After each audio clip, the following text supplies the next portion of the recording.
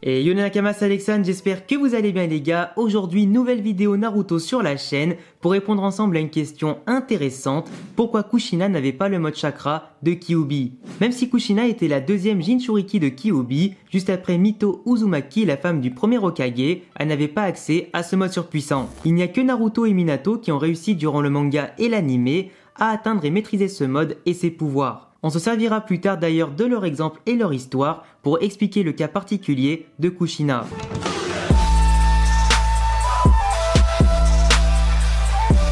Kushina ne maîtrisait pas le mode chakra de Kyuubi, malgré ce que certains d'entre vous peuvent penser à cause de certaines fausses rumeurs ou théories ou des fanarts circulant sur internet. Mais malheureusement pour elle, Kushina Uzumaki n'a jamais réussi à atteindre ce mode. Vous le savez tous, Kyuubi n'a eu que des Uzumaki comme véritable Jinchuriki. En plus de maîtriser le Fuinjutsu, l'art des sauts ninja à la perfection avec leur talent naturel, les Uzumaki possèdent une énorme quantité de chakra ainsi qu'une grande vitalité et longévité. Cela explique dans un premier temps pourquoi Kushina n'est pas morte quand elle a perdu Kyuubi. Normalement, lorsqu'un réceptacle perd son démon, il meurt dans la foulée. La maîtrise de son chakra et de ses compétences ont aidé Kushina à parfaitement contrôler Kyuubi toute sa vie, sauf à un seul instant qui a bouleversé le destin de sa famille. Le seul moment où elle était vulnérable et où elle risquait de perdre le contrôle, c'était durant son accouchement. Un moment unique où le sceau était fragilisé et où elle n'était plus en pleine possession de ses moyens, totalement épuisée et ne pensant qu'à une seule chose ou du moins une seule personne, son enfant. C'est pour ça qu'Obito a choisi ce moment-là pour attaquer, pour tenter de récupérer Kyuubi après l'avoir libéré. La Kunoichi Kushina, que l'on surnommait Habanero la sanguinaire, était très puissante et respectée de tous. Elle était très douée au combat et en ninjutsu et avait toutes les compétences pour remplir les missions les plus dangereuses, tout comme Minato. Kushina possédait toutes les caractéristiques physiques, mentales et de maîtrise de son chakra pour maîtriser Kyuubi à la perfection et sans problème. De sa jeunesse à l'âge adulte, elle a mené une vie heureuse, même en étant un réceptacle et encore plus après avoir rejoint Konoha, puis après avoir été sauvée plus jeune par Minato. Pourtant, même en étant la Jinchuriki de Kyuubi pendant des années, elle ne maîtrisait pas du tout le mode chakra de Kyuubi, alors pourquoi Naruto et Minato ont réussi de leur côté à l'avoir et pas elle? C'est maintenant le moment les amis de passer à la partie de la vidéo pour répondre concrètement à cette question.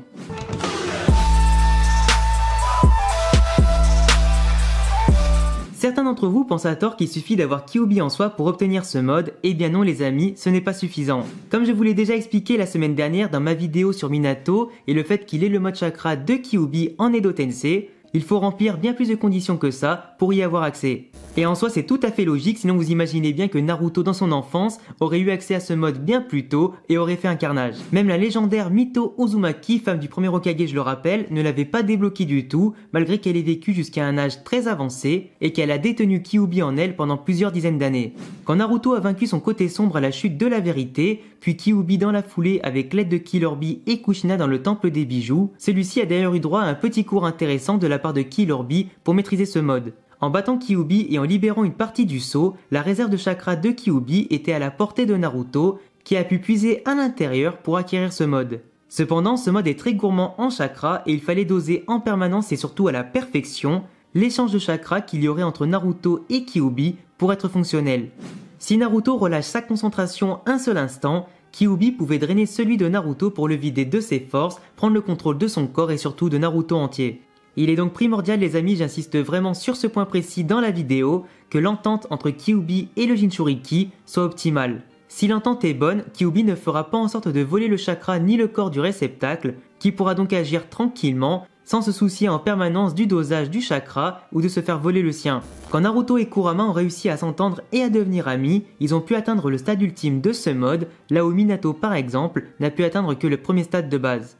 Minato a eu accès à ce mode car il avait une moitié de Kyuubi scellée en lui et que l'Edo Tensei lui offrait un chakra illimité, facilitant ainsi l'échange entre lui et Kyuubi sans aucun risque pour lui, tout comme Kyuubi.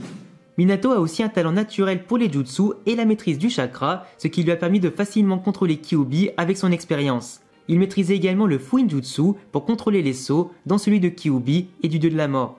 En plus de cela, Kyuubi a accepté de coopérer avec lui en voyant que sa moitié plus positive combattait gentiment avec Naruto. Donc Minato avait une sorte d'accord avec la moitié de Kyuubi pour combattre ensemble sans la moindre contrainte, donnant ainsi accès à Minato au mode chakra de Kyuubi, tout comme Naruto. Le seul problème de Kushina, c'est qu'elle n'avait aucune relation avec Kyuubi et que tous les deux ne s'entendaient pas forcément.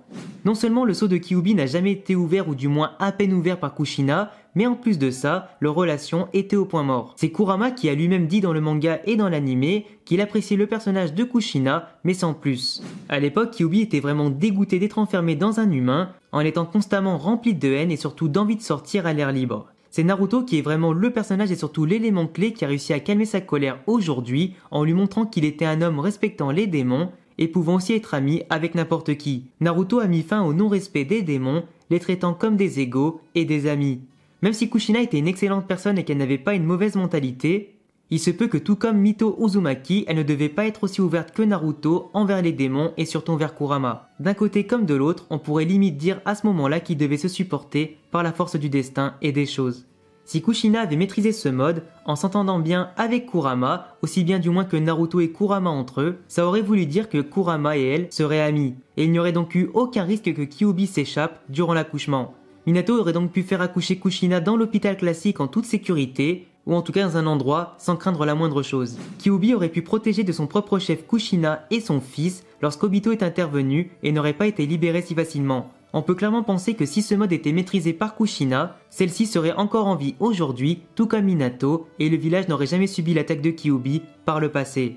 Naruto aurait pu grandir avec ses parents, mais malheureusement, c'est une autre histoire. En tout cas les amis, j'espère que ma vidéo et que mes explications ont été claires, que ça vous aura suffi en tout cas à comprendre pourquoi Kushina n'avait pas accès à ce mode de Kyuubi, contrairement à Minato et Naruto. Si vous avez kiffé ma vidéo et si vous aimez Naruto, je vous laisse forcément vous abonner, cocher la cloche pour ne pas rater les prochaines vidéos et notifications, et je vous laisse surtout exploser la barre des pouces bleus pour me faire plaisir. J'attends tous vos avis et vos propres théories dans les commentaires, et rejoignez-moi sur tous mes réseaux, TikTok, Instagram, Twitter et ma chaîne Twitch, et prenez soin de vous. Ciao les ninjas!